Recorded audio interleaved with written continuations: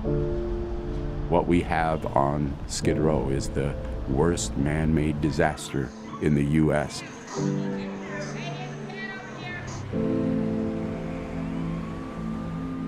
There are about 2,500 precious souls living on the streets.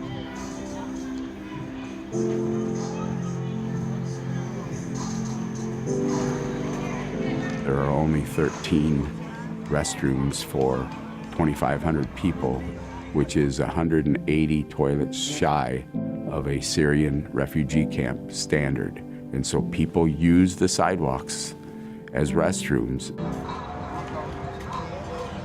There is a particular strain of TB found only in the world on the streets of Skid Row. A hepatitis A outbreak is present on Skid Row.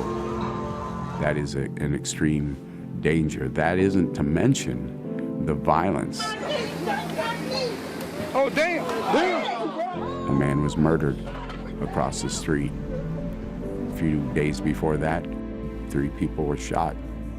I saw somebody walk by somebody's tent the other night and they got beaten with pipes because they walked by the wrong tent.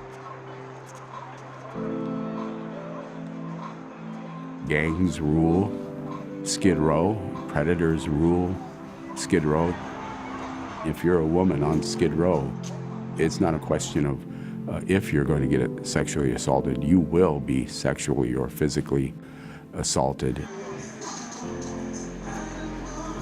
What happens when a woman gets sexually assaulted? What happens to her soul, her self-esteem, her mental health? And think about that happening over and over again the longer you leave somebody on the streets. It startles people from other countries when they visit here. They cannot believe that one of the wealthiest cities in the world, with the financial district just blocks away, would allow our own citizens, our own brothers and sisters to live with these conditions. It looks the way it does now because all the other ingredients of homelessness, domestic abuse, alcohol and drug addiction, unemployment, those have remained constant, but the skyrocketing rents that have hit LA, I'd say maybe in the last 18 months, but particularly in the last 6 months, have just pushed us past the tipping point, dropping so many people onto the streets. My hope for Skid Row is that there won't be one precious human being on the streets of Skid Row, that we will, first of all, humanize it, make it a place where there's enough restrooms, enough showers, enough places to stay alive. And then the next step is to end it by providing enough services and housing for everybody who's experiencing homelessness.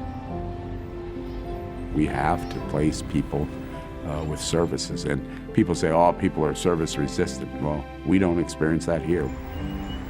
We are over capacity. We have people knocking down the door trying to get in simply because we welcome people and embrace them with compassion of Christ. That's the change that needs to happen.